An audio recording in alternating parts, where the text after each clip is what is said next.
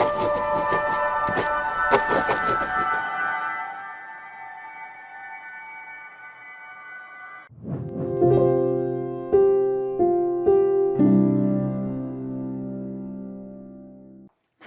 ጤና ይስጥልኝ የተስፋ ቴሌቪዥን ተከታታዮች፣ ይህ ከመጽሐፍ ገጾች የተሰኘው ፕሮግራማችን ነው። በዚህ የመጽሐፍ ገጾች በተሰኘው ፕሮግራማችን ላይ ከመጽሐፍና ጽሑፎች ጋር የተያያዙ በርካታ ርዕሰ ጉዳዮችን እያነሳን በቃሉና እንዲሁም ደግሞ በልምዶች ዙሪያ የምንቆይበት መርሃ ግብር ነው።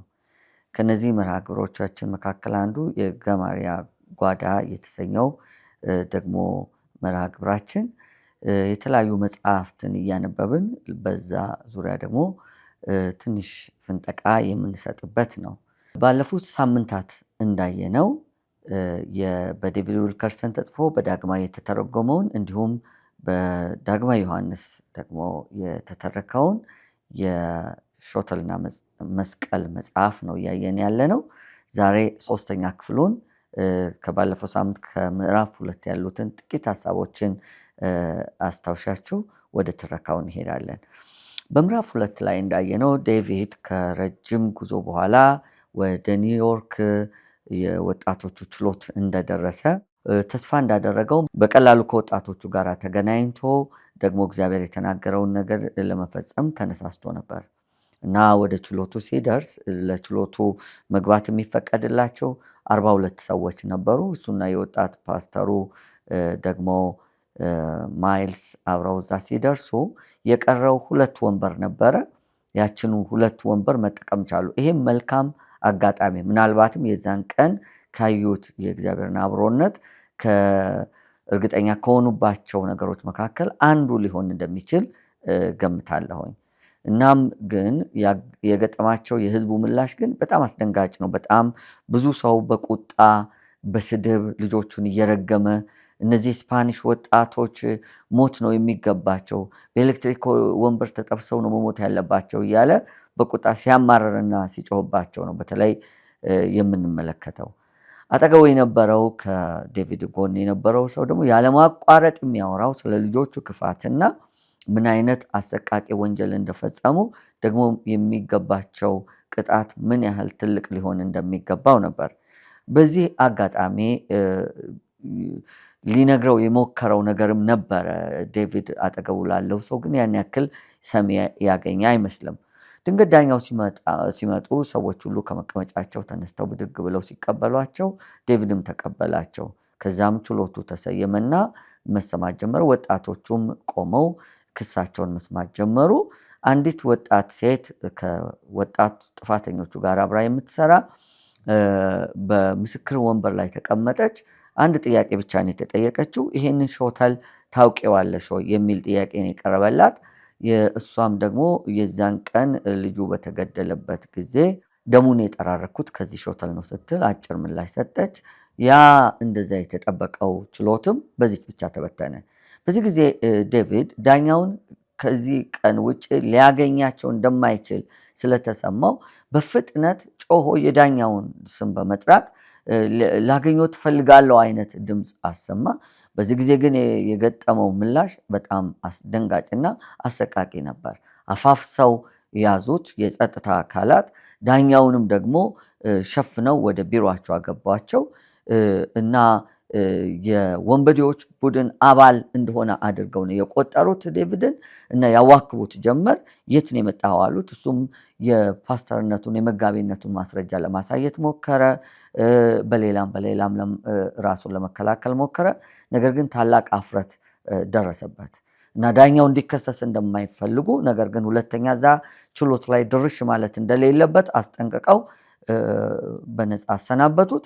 ጋዜጠኞች ከበው ያናግሩት ጀመር። ዴቪድም ሰባኪ እንደሆነ የመጣው ለነዚህ ልጆች ደግሞ ለማግኘት እንደሆነ በመናገር መጽሐፍ ቅዱሱን ይዞ ቆሞ ይታይ ነበር። በተለይ አንድ ጋዜጠኛ ከመጽሐፍ ቅዱሱ ጋር ፎቶግራፍ ደጋግሞ አነሳው። እናም ሲወጣ በጣም በሀፍረት በእንባ ለ20 ደቂቃ መኪና ውስጥ ሆኖ አለቀሰ። ሚስቱን ሲያስብ፣ እናቱን ሲያስብ፣ አባቱን ሲያስብ፣ ቤተክርስቲያኑ ሲያስብ ሀፍረት እንደመጣበት አድርጎ አሰበ። በመጨረሻም በአንዲት ቃል ተጽናና፣ ከሀገሩ ሲወጣ ባነበባት። እሷም በለቅሶ የሚዘሩ በደስታ ነዷቸውን እየሰበሰቡ ይመለሳሉ የምትል ናት። እውን ዴቪድ ከዚህ በኋላ ነገር ተቃንቶለት እግዚአብሔር እንደተናገረው እነዚህ ልጆች ያገኛቸው ይሆን?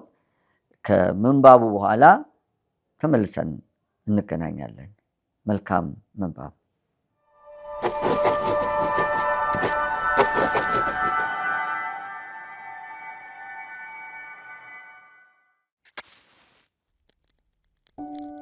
ሾተልና መስቀል በዴቪድ ዊልከርሰን ምዕራፍ 3። ከድልድዩ 50 ማይሎች ከራቀን በኋላ ማይልስ በስክራንተን በኩል ወደ ቤት ብንሄድ ቅር ይልሃል ስል ጠየቅኩት። ማይልስ ምርጫዬን ያውቀው ነበር። ወላጆቼ እዚያ የሚኖሩ በመሆናቸው እውነቱን ለመናገር ትከሻቸውን ደግፌ ትንሽ ማለቃቀስ አሰኝቶኝ ነበር።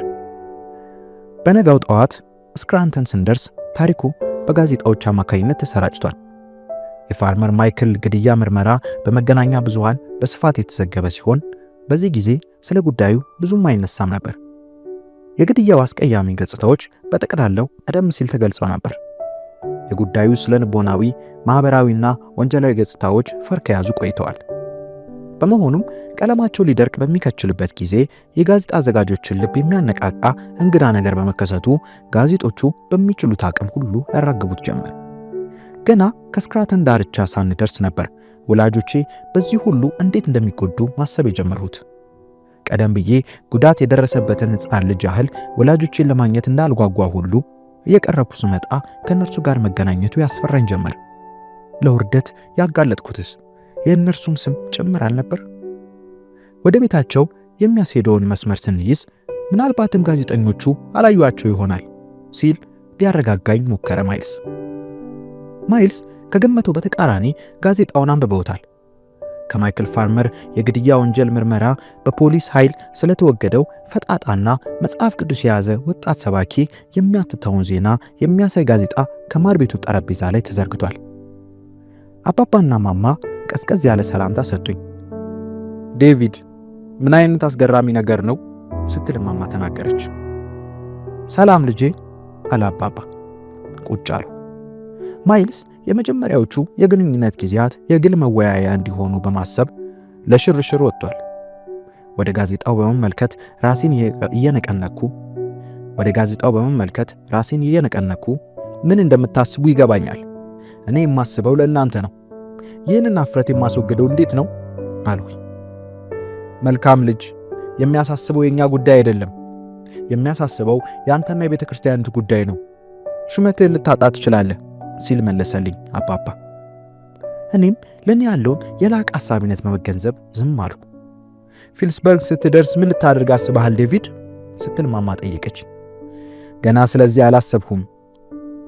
እማማ ማቀዝቀዣውን ከፍታ አንድ ጠርሙስ ወተት ካመጣችና በብርጭቆ ቀርታ ከሰጠችኝ በኋላ ምክር ቢጤ ቢሰጥ ቅር ይልሃል ስትል ጠየቀችኝ። እማማ ብዙውን ጊዜ የምክር ቃል ልትሰጠኝ ስትሻ የኔን ፈቃደኝነት የመጠየቅ ልማድ ነበራት። በዚህ ጊዜ ግን በእጇ የወተት ጠርሙስ ይዛ ብትጠብቀኝም ፈቃደኝነቴን ራሴን በመነቅነቅ ሳልገጽ ቀድማ ጀመረች። ምናልባትም ይህንን እርምጃ የወሰደችው ይህ እኔው ራሴ መዋጋት የሚኖርብኝና የእናቴን ምክር የማልፈልግበት ውጊያ እንደሆነ ስላሰበች ሳይሆን አይቀርም። ወደ ቤትህ ስትደርስ የተሳሳተ እርምጃ እንደወሰድክ ለመናዘዝ አትቸኩል ዴቪድ። ጌታ ድንቅ ተግባራቱን ለመፈጸም በምስጢራዊ መንገዶች ይንቀሳቀሳል። ይህም አሁን ካለበት ስፍራ ሆነ ልታዩ የማትችል የቅዱ አካል ሊሆን ይችላል። ሁልጊዜም በአንተ መልካም ውሳኔዎች ተማመናለሁ አለች። ወደ ፊልስበርግ በመመለስበት ጊዜ በመንገዴ ሁሉ የመማን ቃላት ሳብላላ መጣው። ከዚህ አሳፋሪ ውድቀት ምን መልካም ነገር ሊወጣ ይችላል? ማይልስን ቤቱ አደረሱትና በጓሮ በኩል ወደ ቤቴ ተመለሱ። መኪናን ያህል ትልቅ ነገር ይዞ ወደ ግቢ በድብቅ መግባት የሚቻል ከሆነ እኔም ይህንኑ አድርጌዋለሁ። ግመል ሰርቆ ከትቢያ ውስጥ ለመደበቅ መሞከር መሆኑ ነው። የመኪናዬን በር በቀስታ ከሰጋው በኋላ ወደ መኝታ ቤቴ እጅግ ተሳቀቄ ገባው። ገወን እዚያው ነበረች። ከአንገቴ ላይ ተጠማጥማ ምስኪኑ ዴቪድ ስትል ቃል ተነፈሰች። ተቃቅፈን ለረጅም ደቂቃዎች በዝምታ ከቆየን በኋላ ምን ችግር ገጠመ ስትል የጠየቀች። ከእርሷ ከተለዩ ጀምሮ የተፈጸመውን ሁሉ ዘርዝሬ ካስረዳኋት በኋላ እማማ ምንም ነገር ላይበላሽ እንደሚችል ማሰቧን ገለጹላት። ስለዚህ ጉዳይ የዚህችን ከተማ ነዋሪዎች ለማሳመን ከባድ ይሆንብሃል። ስልክ ሲደወል ነበር የቆየው አለችኝ። ለሚቀጥሉትም 3 ቀናት የስልኩ ማቃጨል ቀጠለ። ከከተማይቱ ባለስልጣናት አንዱ ስለ ጥፋቴ የከረረ ቁጣ ለመሰንዘር ነበር የደወለው። አብረውኝ የሚያገለግሉ ወገኖችም ርካሽ ዝና በመፈለግ ይህንን ጥፋት እንደፈጸምኩ ከመግለጽ አልተቆጠቡ። በመጨረሻም ከከተማ ወጣ ብዬ ለመሄድ ድፍረት ሳገኝ በመንገድ ላይ ሰዎች አተኩረው ይመለከቱኝ ነበር። በተለይም በከተማይቱ የበለጠ የንግድ እንቅስቃሴ እንዲኖር ሲሻ የኖረው አንድ ሰውዬ ጀርባዬን መታ አድርጎ ሪቨረንድ በእውነቱ ጥንታዊቱን ፊልስበርግ ካርታ ላይ አስወጥተሃታል ሲል ተናገረኝ። ከሁሉም የሚከብደው በዚያን እሁድ ዕለት ከምዕመኖቼ ጋር መገናኘቱ ነበር። በዚያን ጠዋት ከምስባኩ ላይ ሆኜ በተቻለ መጠን ችግሩ ልጋፈጠው ሞከርኩ። እንደ ድንጋይ የጠጠሩትን 200 ፊቶች በመጋፈጥ ሁላችሁም የተለያዩ ጥያቄዎችን አእምሮአችሁን ስታስጨንቁ እንደቆያችሁ ይገባኛል። ከሁሉም በፊት ለእኔ ስለምታስቡልኝ አመሰግናችኋለሁ። ከዚህ ባሻገር የሚያገኘውን አጋጣሚ ሁሉ ከእግዚአብሔር እንደተሰጠ ስልጣን አድርጎ የሚቆጥር ምን አይነት ስግብግብ ሰባኪ ነው ያለው እያላችሁ ራሳችሁን መጠየቃችሁ አይቀርም። ይህ ተገቢ ጥያቄ ነው። ነገሩ የራሴን ፈቃድ እንደ እግዚአብሔር ፈቃድ አድርጌ የወሰድሁት ይመስላል። ብዙ ውርደት ደርሶብኛል። ምናልባትም እግዚአብሔር አንድ ነገር ሊያስተምረኝ ፈልጎ ይሆናል። ይህም ሆኖ እስኪ ራሳችንን እንደዚህ ብለን እንጠይቅ። በዚች ምድር ላይ የኛ የሰዎች ተግባር የእግዚአብሔርን ፈቃድ ማድረግ እንደሆነ መጠበቃችን እውነት ከሆነ በአንድ መንገድ ያንኑ ፈቃዱን ይገልጽልናል ብለን ልንጠብቅ እንችል ይሆናል። አሁንም የሰዎቹ ፊት እንደ ድንጋይ እንደከበደ ነበር። ምላሽም አልሰጡኝም። ስለ ምሪት ሕይወት ጥሩ ምክንያት አላቀረቡም ነበር። ይሁንና ጉባኤተኞቹን የሚያስደምም ቸርነት አደረጉልኝ። ብዙዎቹ የሞኝነት ተግባር እንደፈጸሙና ዳሩ ግን የልቤን ቅንነት እንደሚያውቁ ገለጹልኝ። አንዲት የተባረከች ሴት ማንም ሰው ባይፈልግህ እንኳ እኛ አሁንም እንፈልግሃለን ስትል ተናገረች። ይህንንም የማይዘነጋ አረፍተ ነገር ከተናገረች በኋላ ይህንን ያለችው ለማስመሰል ያህል እንዳልሆነ ስታብራራ ቆየች። ከዚያም እንግዳ የሆነ ክስተት በቀለ። በማታው የጸሎት ጊዜ አንድ የመጽሐፍ ቅዱስ ጥቅስ ደጋግሞ ወደ አእምሮዬ ይመጣ ጀመር። እግዚአብሔርን ለሚወዱት እንደ ሐሳቡም ለተጠሩት ነገር ሁሉ ለበጎ እንዲደረግ እናውቃለን። ምንም እንኳ ለሚያገናዝበው የአእምሮዬ ክፍል ምንም ዋስትና የሚሰጥ ነገር ባይተላለፍም መልእክቱ በከፍተኛ ጉልበትና ዳግም ዋስትና በሚያጎናጽፍ መልኩ ነበር የመጣው። ከዚህም ጋር ከቶም የማይመስል ሐሳብ ወደ አእምሮዬ ስለመጣ ለአያሌ ምሽቶች ገና ብቅ ከማለቱ ለማስወገድ ስጥር ቆየው። ሐሳቡም ተመልሰ ወደ ኒውዮርክ ሂድ የሚል ነበር። ለ3 ሌሊቶች ላስወግደው ሞክሬ ባለመቻሌ ከሐሳቡ ጋር እጋፈጥ ጀመር። በዚህ ጊዜ በሚገባ ተዘጋጅቼ ነበር። ቀድሞ ነገር ኒውዮርክ የዋዛ አልነበረችም። ስፍራውን ከመጥላቴም በቀር ለዚያ ሕይወት የምስማማ ሰው አልነበርሁም። በደርሱበት ስፍራ ሁሉ መሃይምነቴን ያውጀው ሲሆን ኒውዮርክ የሚለው ስም ራሱ አሁን ለኔ የአፍረት ተምሳሌት ነበር። ከእንግዲህ በቅርቡ ጎንን ልጆችን ትቶ መሄዱ ደግሞ በማንኛውም መልኩ ትክክል ሊሆን አይችልም። ከዚህ በኋላ የራሴን ጅልነት ለማሳየት ሲሄድ ለ8 ሰዓታት ስመለስም ያንኑ ያህል በመኪና ልጓዝ አልፈለኩም። ምዕመናኑን ዳግም ገንዘብ መጠየቁም የማይታሰብ ጉዳይ ነበር። እነዚህ በግብርናና በማዕድ ቁፋሮ የሚተዳደሩ ምዕመናን እስካሁን ከሚገባቸው በላይ ሲሰጡን ቆይተዋል። ወደ ሽንፈቴ ትዕይንት እንዲሄድ የሚመራኝን ይህንን አዲስ ትዕዛዝ ለራሴ ሳልረዳ ምን ብዬ ነው ለምዕመኑ ማስረዳው? እነዚህ ልጆች ለማየት ከበፊቱ የተሻለ ዕድል አይኖረኝም። እንዲያውም ከእንግዲህ የከተማይቱ ባለስልጣናት እንደ እብድ ስለሚቆጥሩኝ ዕድሉ ከበፊቱ ያነሰ ይሆናል። የሁሉ ማመካኛ ከቤተ ክርስቲያኔ አረፌ እንድቀመጥ ሊያደርገኝ አልቻለም ነበር። በመሆኑም ይኸው ሐሳብ ባለማቋረጥ ወደ ልቤ በመምጣቱ ከምስባኩ ላይ ተነስቼ በመቆም ምዕመኖቼ ዳግም ወደ ኒውዮርክ የሚያደርሰኝን ገንዘብ እንዲሰጡኝ ጠየቁ። በእርግጥም የሕዝቡ ምላሽ አስገራሚ ነበር። አሁንም አንድ በአንድ ከአግዳሚ ወንበራቸው የተነሱ በቅዱስ ቁርባኑ ጠረጴዛ ላይ ምጽዋታቸውን ያኖሩ ጀመር። በዚህ ጊዜ በቤተ ክርስቲያኒቱ ውስጥ የነበረው የሕዝብ ቁጥር ከበፊቱ የበለጠ ነበር፣ ምናልባትም 150። የሚያስገርመው ግን የመጽዋቱ መጠን ከሞላ ጎደል እኩል መሆኑ ነበር። የተሰበሰበው ሁሉ ሲቆጠር ወደ ኒውዮርክ ለመድረስ የሚያስችል ብቻ ነበር የተገኘው፣ $70። በቀጣዩ ዕለት ከጠዋቱ 12 ሰዓት ሲሆን እኔና ማይልስ መንገዳችንን ተያያዝን። በበፊቱ መንገድ በመጓዝ በዚያው የነዳጅ ጣቢያ ቆመን። ከዚያም ድልድዩን ይዘን ወደ ኒውዮርክ አመራን። ድልድዩን ካለፍን በኋላ ጌታ ሆይ ነገሮች እንዳለፈው ሳምንት እንዲሆኑ ለምን እንደምትፈቅድ ወይም ወደዚህ ስንክሳር ደግሜ ለምን እንደምመጣ የማውቀው የለኝም። ስለሆነም እርምጃዎችን አንተው እንድትመራ ብቻ እንጂ ዓላማ እንድታሳየኝ አልጠይቅህም ስል ጸለይሁ። ብሮድዌይ ላይ ደረስንና በዚሁ በምናውቀው ብቸኛ መንገድ ወደ ደቡብ ታጠፍን። በዝግታ ስንሄድ ሳለ ከመኪናዬ እንደወጣ የሚገፋፋኝ እጅግ አስደናቂ ስሜት አደረብኝ። ለጥቂት ጊዜ በእግሬ ወዲያ ወዲህ ለማለት ስለምፈልግ መኪናውን ማቆሜ ነው ስል ለማይልስ ነገርኩት። ባዶ ስፍራ አግኝተን አቆምን። ምን እንደምፈልግ አላውቅም፣ ቶሎ መለሳለሁ። ማይልስን ከመኪና ውስጥ እንደተቀመጠ ትቼው በመንገዱ ወደ ታች ጓዝ ጀመር። ብዙም ሳልሄድ ሄይ ዴቭ ሰባኪው የሚል ድምፅ ሰማሁ። ድምፁን ሰምቼ ዞር ስል 6 ታዳጊ ወጣቶች ከአንድ ሕንፃ ጎን ተደግፈዋል። በስፍራው ደግሞ እዚህ መቆም ክልክል ነው የሚል ምልክት ቆሟል። ከወደ ግራ አካባቢ እየጠበቡ የሚሄዱና ሱሪዎችን ባለዚፕ ጃኬቶችን ለብሰዋል። ከአንዱ በቀር ሁላቸውም በማጤስ ላይ ሲሆኑ ድብርት የተጫጫናቸው ይመስላል። ራሱን ከቡድኑ ነጥሎ የቆመው 7ኛው ልጅ ወደ እኔ አመራ። ከማይክል ፋርመር ችሎት ያባረሩ አንተ ነህ አይደል? አዎን። እንዴት አወክ? ፎቶ በሁሉም ስፍራ ተዳርሷል። ፊትህ ደግሞ ለማስታወስ የሚያስቸግር አይደለም። አመሰግናለሁ አልኩት። ይሄ አክብሮት ወይም አድናቆት አይደለም ሲል መለሰልኝ።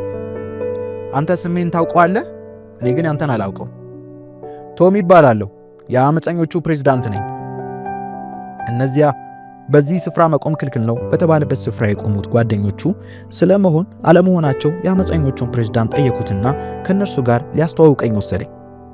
ቶሚ ከፖሊስ ጋር ስለነበረኝ ግብግብ እስኪተረክላቸው ድረስ በዚያው መሰላቸት በሰፈነበት ዓለማቸው ውስጥ ነበሩ። ያ ለነዚህ ልጆች ምትሃታዊ ሁኔታ ነበር። ይህ ፍጹማዊ ኃይል ነበር ለነርሱ። ስለሆነም ቶሚ በታላቅ ኩራት ከጓደኞቹ ጋር አስተዋወቀኝ። ሄይ ከፋርመር የምርመራ ችሎት የተወገደው ሰባኪ ይኸውላችሁ። ልጆቹ አንድ ባንድ ከህንፃው ተላቀው በመምጣት አትኩሮ ይመለከቱኝ ጀመር። አንዱ ብቻ አልመጣም።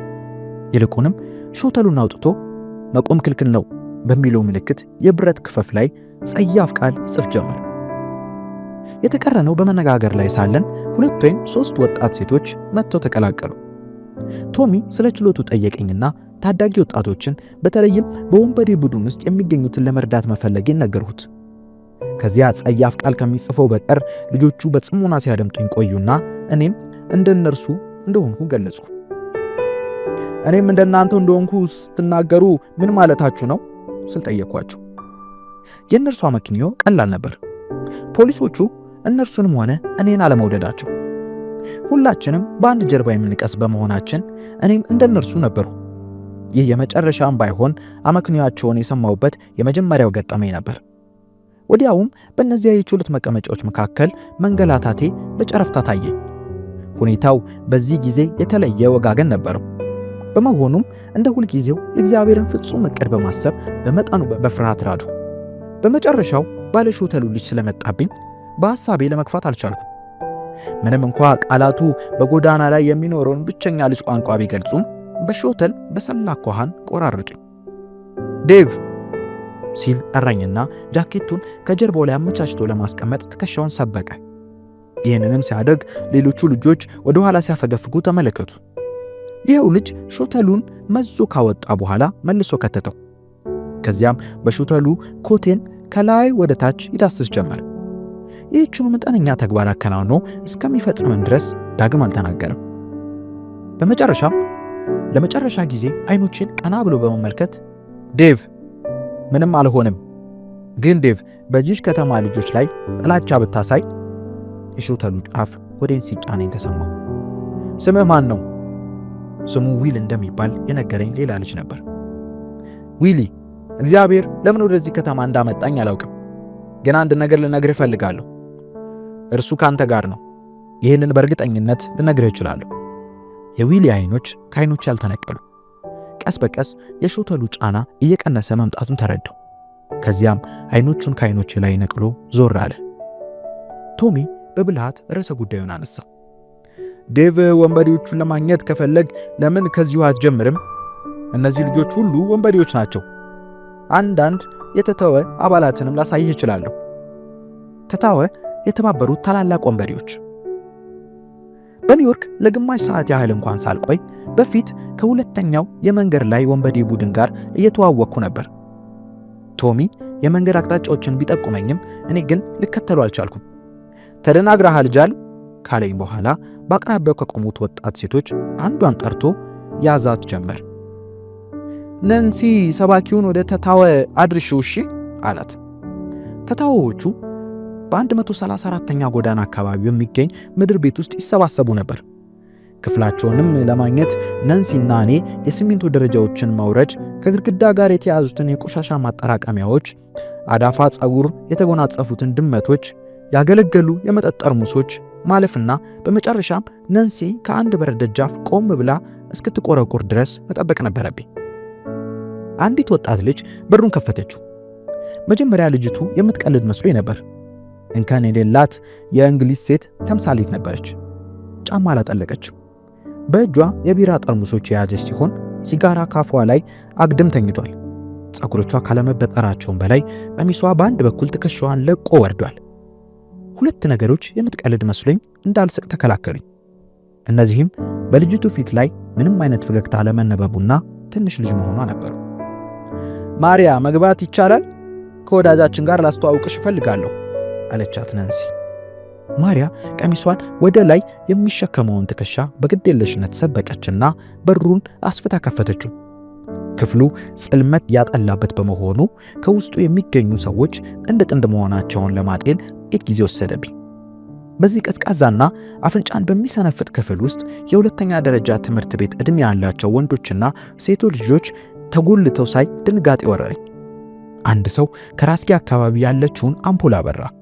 ልጆቹ ቀስ በቀስ ፈር ያዙና በአመፀኞቹ ፊት ላይ ባነበቡት አይነት የመሰላቸት ገጽታ ይመለከቱኝ ጀመር። ከፋርመር ችሎት የተባረረው ሰባኪ ይህ ነው ስትል ነንሲ ያስተዋወቀች። ወዲያውም ቀልባቸው ወደ እኔ ሲሳብ ተመለከቱ። ከሁሉም በላይ ይራሩልኝ ጀመር። በዚያን ከሰዓት በኋላ የመጀመሪያ ስብከቴን ለኒውዮርክ ወንበዴዎች ለማቅረብ እድል አገኘው።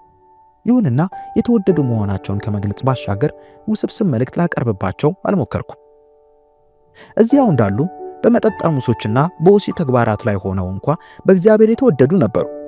ሲጠጡና የወሲብ ተግባር ሲከናወኑ እግዚአብሔር ምን እንደሚፈልጉ ስለሚያውቅ የሚፈልጉትን እንዲያገኙ ይሻል።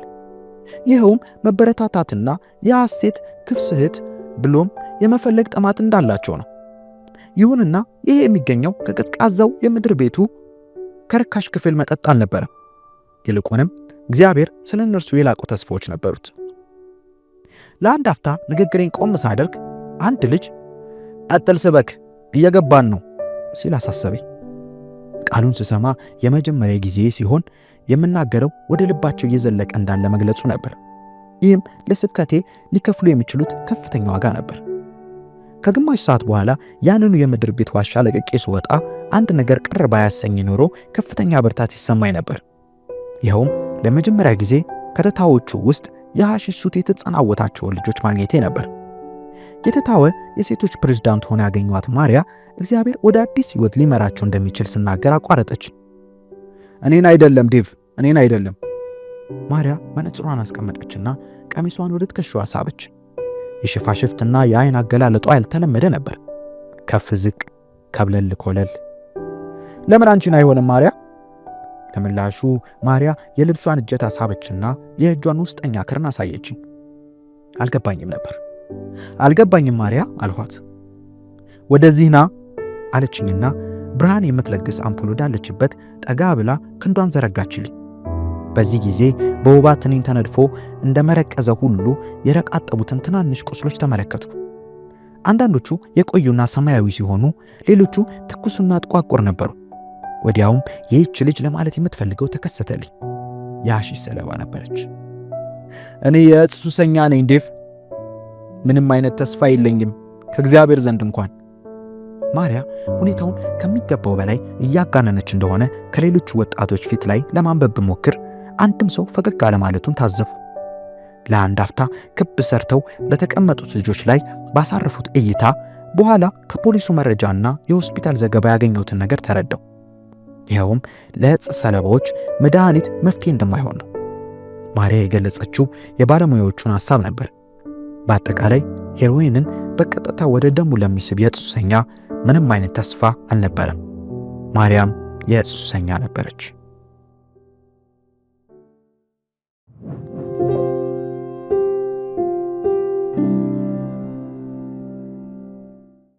ውድ ተመልካቾቻችን እንደሰማችሁት ዴቪድ የደረሰበት ሀፍረትና መሳቀቅ ቀላል አልነበረም። የዚያን ያክል ደግሞ ካጠገቡ ሰዎችን እግዚአብሔር እንዳኖረለትና በዚህ ውስጥ እንኳ እግዚአብሔር አንዳች ተስፋ እንዳለው አድርጎ እንዲያስብ እንደሆነ ከሰማነው ምንባብ የተረዳን ይመስለኛል። ወደ ኋላ ተመልሰን ጥቂት ምንባቡን እስቲ እንፈንጥቀው። በምዕራፍ 3 ላይ ዴቪድ ከዛ መራራ ለቅሶ በኋላ በቀጥታ መሄድ የፈለገው ወደ እናትና አባቱ ዘንድ ነው። ማይልስም ይሄንን አውቋል። ብዙ ጊዜ ከባድ የሆነ ነገር ሲገጥመው ወደ እነሱ መሄድ የተለማመደ ወይም ልምዱ ያደረገም ይመስላል።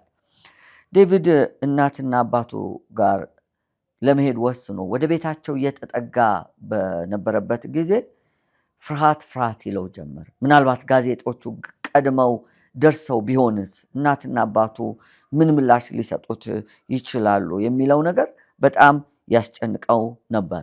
በዚህ ጊዜ ማይልስ አይዞ ምናልባት እኮ ጋዜጣውን አላዩት ሊሆን ይችላል የምትል እንደው ሳሳ ያለች ማጽናኛ ነገር ነገረው።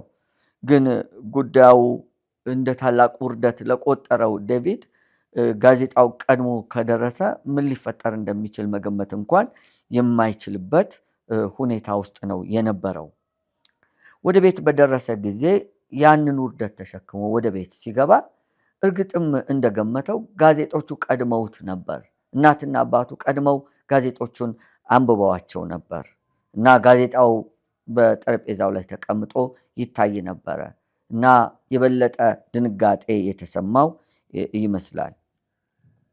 ወላጆቹን በማሳፈሩ ምክንያት ሀፍረቱ የበለጠ ጨመረ። ከራሱ አልፎ ለመጀመሪያ ጊዜ በሱ ምክንያት ሀፍረት የገጠማቸውን ሰዎች ያገኘው ወላጆቹን ነው እና ወላጆቹን በማሳፈሩ ምክንያት በጣም ደንግጦ አፍሮ ነበር። ወላጆቹ ግን ከነርሱ ሀፍረት ይልቅ ፔንስልቬኒያ የምትገኘው ፒትስበርግ የምትገኘው ቤተክርስቲያን ውስጡ ያሉ ምዕመናን የሚሰጡት ምላሽ ነው ያሳስባቸው። የእነሱ ጉዳይ ከምንም አልቆጠሩትም እና ቀስ ብለው ሊያነጋግሩት ወደዋል። የአባቱም የእናቱም ምላሽ በእውነት የሚያጽናና ነው። ይህንም ክፍል በማይበት ጊዜ በተለይ አገልጋዮች እንደዚህ ጽኑ በሆነ መከራ ውስጥ በሚያልፉበት ጊዜ እንደነዚህ አይነት ሁነኛ ሰዎች እንደሚያስፈልጓቸው ከእነሱ ጋር የሚቆሙ በስኬቶቻቸው ብቻ ሳይሆን በውድቀቶቻቸውን ጊዜ አብረዋቸው የሚቆሙ ውድቀታቸው ውድቀታችን ነው ብለው የሚያስቡ ሰዎች እንደሚያስፈልጓቸው ተረድቻለሁ። ከዚህ በኋላም ዴቪድ የገጠሙት ሰዎችን ምላሽ በምንመለከትበት ጊዜ ምላሻቸው ምን ያክል ደግሞ አስፈላጊ እንደሆነ የምንገነዘበው ነው። እናቱ ግን በዚህ ውስጥም ቢሆን እንኳን ተስፋ እንዳለ ይነግሩታል። ምናልባት ዴቪድ አልተሳሳትክ ይሆናል፣ እንደ ተሳሳትክ አድርጋ አታስብ፣ ይቅርታ ለመጠየቅም አትፍጠን ይሉታል። ወተት እያመጡለት ማለት ነው። አንድም ቀዝቀዝ እንዲል፣ ሁለትም ምናልባት አልበላ አልጠጣ ሊሆን ይችላል። የእናትነት ልብ ብቻ ሳይሆን የአገልጋይነትን ልብ በዚህ ውስጥ እናያለን እና የግድ ነውና በመኪናው ወደ ባለቤት ወዳለችበትና ቤተክርስቲያኒቷ ወዳለችበት ከተማ መመለስ ግድ ሆነበት። እንዴት ሆኖ ወደ ግቢ እንደገባ ሲገልጥ መኪናን ደብቆ ለመግባት ያለ ሞተር ድምፅ ለመግባት የሞከረ ያክል ምናልባት ቁልቁለት ከሆነ ሞተር አጥፍቶ ቀስ ብሎ የገባም ሊሆን ይችላል እና እንደዛ አድርጎ ነው የገባውና ተደብቆ ሲገባ ግወንን አገኘችው። ግወን እንዴት እንደዚህ ታደርጋለህ ብላ በጮት አይደለም የተቀበለችው፣ አቅፋ አብራው ተንሰቅስቃ እያለቀሰች ነው። ሁለተኛ ከወላጆች ቀጥሎ የትዳር አጋሩ ግወን የምላሽም እዚህ ጋር በጣም ልብ የሚነካ ነው። ይሄ ሰው የተሰበረ ነው፣ የተቀጠቀጠ ሸንበቆ ነው። ልክ እንደሚጤስ የጧፍ ክር ነው ጌታ እንደሚናገረው ማለት ነው። የተቀጠቀጠ ሸንበቆን አይሰብርም፣ የሚጤስን የጧፍን ክር አያጠፋም እንደሚለው ይሄ ሰው ኦልሬዲ ያለቀለት ነው። ትንሽ ነገር የሚበቃው ተስፋ የቆረጠ ያዘነ የተዋረደ ትልቅ ውርደት የሚሰማው ሰው ነው። ግን ሚስቱ ሀፍረቱን እንደገና ሀፍረቷ አድርጋ ተቀበለችው እና ምን እንደገጠመው ከመጀመሪያው እስከ መጨረሻው ድረስ ተረከላት። እሷ ደግሞ ያሳሰባት የከተማው ሰዎች ምላሽ ነው፣ የቤተ ክርስቲያኑ ሰዎች ምላሽ ነው። የእሷ ጉዳይ አይደለም፣ የኔን ጉዳይ አይደለም ትለዋለች። ከዛ በኋላ ከከተማው በጣም ብዙ ስልኮች ይደወሉ ነበር፣ ነጋዴዎች ይደውሉ ነበር፣ ባለስልጣኖች ይደውሉ ነበረ።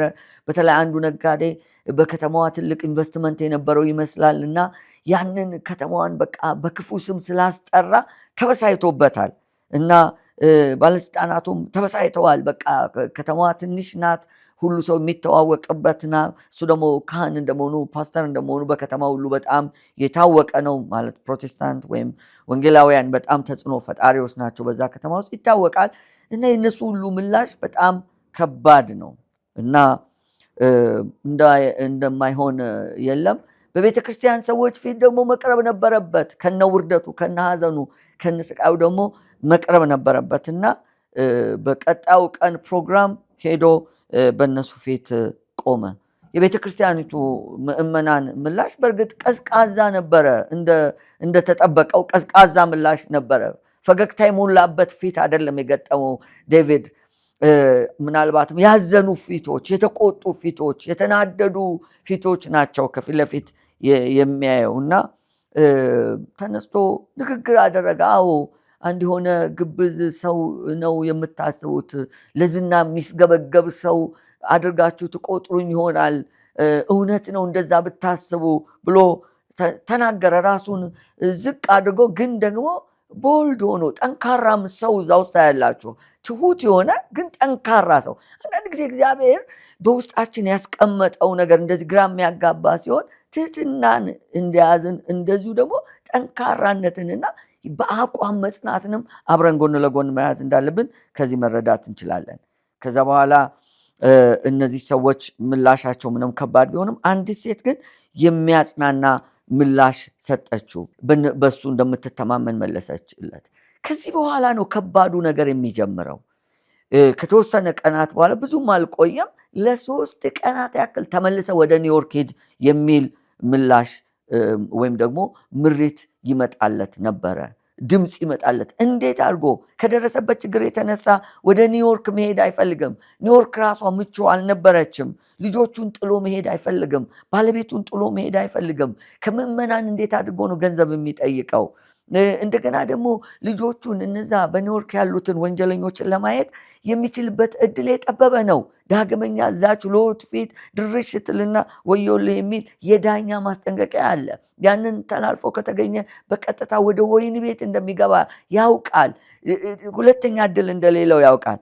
ነገር ግን ጉባኤውን ባይተባበረው ማንም ያንን ነገር ይዞ ወደ ኒውዮርክ መሄዱ አስፈላጊ እንደሆነ አመነ እና በድፍረት አይኑን በጨው ታጥቦ እንደሚባለው የቤተ ክርስቲያን ምዕመናኑን ገንዘብ ጠየቃቸው። ከወትሮው ወይም ከባለፈው ጊዜ ይልቅ በጣም በርካታ ምዕመናን ቢኖሩ ያገኘው ገንዘብ ግን ኒውዮርክ ደርሶ የሚመልሰው ተመሳሳይ ገንዘብ ነበር ያገኘው። ያንን ገንዘብ ይዞ እነዛን 6 ወጣቶች ለማየት በመኪና ወደ ኒውዮርክ ለመሄድ ወሰነ እና ኒውዮርክ ሲደርስ በእርግጥም ያገኛቸው ወጣቶቹን አግኝቷቸው ነበረ። በሚገርም ሁኔታ ከመኪና ወርዶ ሽርሽር ማለት ጀመረ። ሽርሽር በሚልበት ጊዜ 6 ወጣቶች ቆመው አገኛቸው እና ጠጋ ሲላቸው አወቁት። ሰባኪው ዴቭ አሉት። እንዴት አወቃችሁኝ ሲላቸው በጋዜጣ ላይ አይተናል፣ አንተ ከችሎቱ የተባረርክ አይደለም ወይ አሉት። እነዚህ ሰዎች ወገናቸው አድርገው ተቀበሉት። ለምን? ፖሊሶች ለእነሱ ጠላቶቻቸው እንደሆኑ አድርገው ስለሚያስቡ፣ እሱ ደግሞ ከችሎት የተባረረ ስለሆነ እንደ ወገናቸው አድርገው ተቀበሉት። በጣም በደስታ ተቀበሉት። ከዛ በኋላ አንዱ ግን በጣም ጥሩ ያልሆነ ፊት አሳየው። ጩቤውን እንደውም ጎኑ ላይ ሰክቶ ስለነዚህ ልጆች፣ ስለ ኒውዮርክ ወንጀለኛ ስለሚባሉት ስለነዚህ ወጣቶች አንዳች ክፉ ነገር የምታስብ ከሆነ ወዮልህ ሲል ማስፈራሪያ ሰጠው። የሾተሉ ስለት እስኪሰማው ድረስ ሾተሉን በጣም ተጭኖት ነበር። ያ ሰው ዊሊ ይባላል። እናም ከዛ በኋላ ለልጆቹ ራእዩን አካፈላቸው።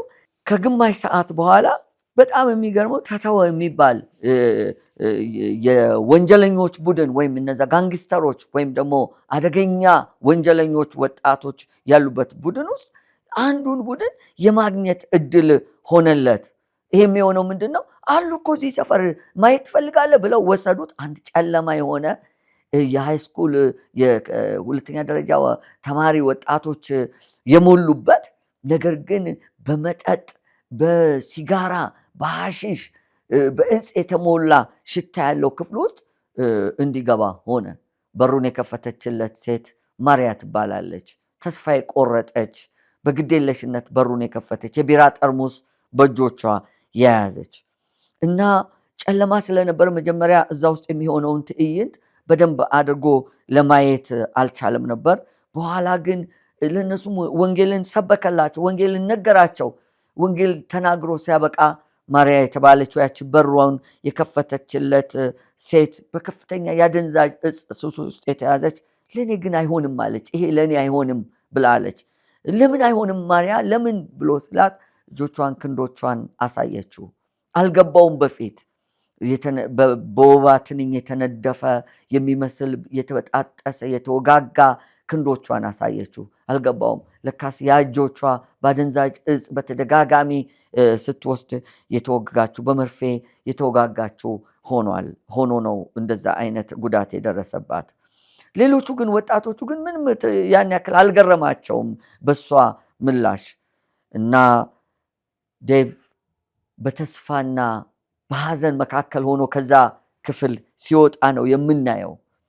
ልጆቹን አግኝቷል፣ ወጣቶች አግኝቷል። ግን እነዛ 7 ወጣቶች አይደሉም፣ አንዱንም አላገኙም። በዛ ላይ ተስፋ የቆረጡ ወጣቶች ነው ያገኘው። ማርያ ላይ ትኩረት አድርጉ። እስከ መጨረሻው ድረስ ታሪክ የሚያጓጓ ታሪክ መከታተል የምትፈልጉ ከሆነ ማርያን በደንብ ልብ ብላችሁ አስተውሏት። በሚቀጥለው ሳምንት በምዕራፍ 4 ቀጣዩን ክፍል ይዘንላችሁ እንቀርባለን። ስለተከታተላችሁን እጅግ አድርገን እናመሰግናለን። ሰላም ለእናንተ ይሁን።